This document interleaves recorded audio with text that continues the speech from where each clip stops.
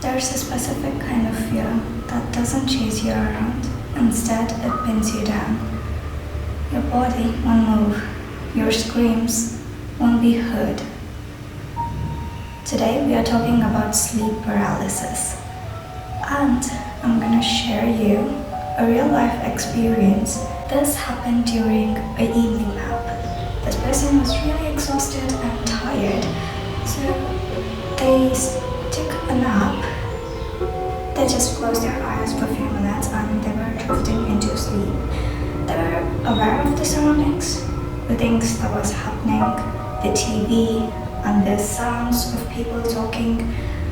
But then, when they drifted into sleep and had this dream, they were in an unfamiliar place in a deep inside forest, and then they met two kids.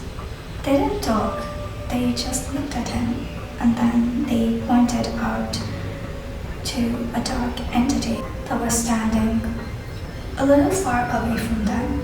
Once they looked into that entity, the next thing they know is they're back to their self, in their own bed, but something is different.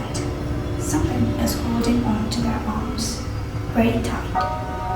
And when they looked it up, there was the same tall figure just standing there, right behind them, and holding on to their arm, which was placed over their head.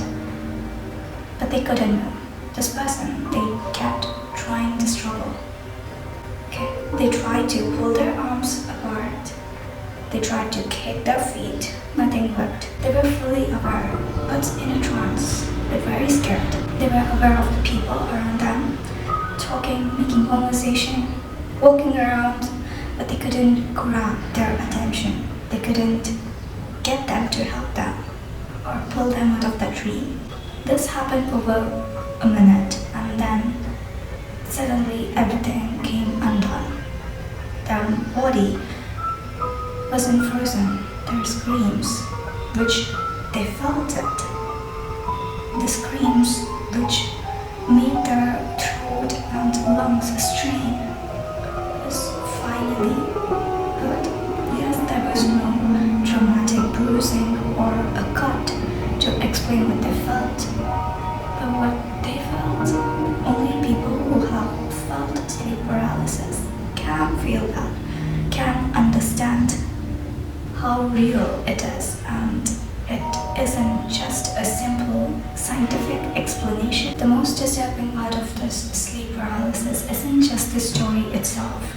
It's about how similar so many people feel that. Irrespective of age, culture, region, so many people have gone through this sleep paralysis. Being aware of their room, being aware of the surroundings, the sounds, and then not being able to move at all, being paralyzed. That's so dreadful. People share their story saying that something was standing in the corner, or something was sitting on their chest, or a leaning presence over them. Footsteps or whispers that are only heard by them. Feeling a heaviness in their mattress when there's no one else in the room. Few also experience their hair being pulled out, or someone breathing close to their face. Some describe it as a madman, some describe it as children or old women. So why does this happen? Is there a scientific explanation? Yes, during REM sleep, your body is paralyzed on purpose. It prevents you from sleepwalking or doing anything physical during your sleep that could harm you in any way. Sometimes your brain wakes up before this paralysis is turned off. Your brain will be alert, but your body will still be in lockdown mode. At the same time, parts of your brain which produces dream is still active. This causes this series of incidents to take place.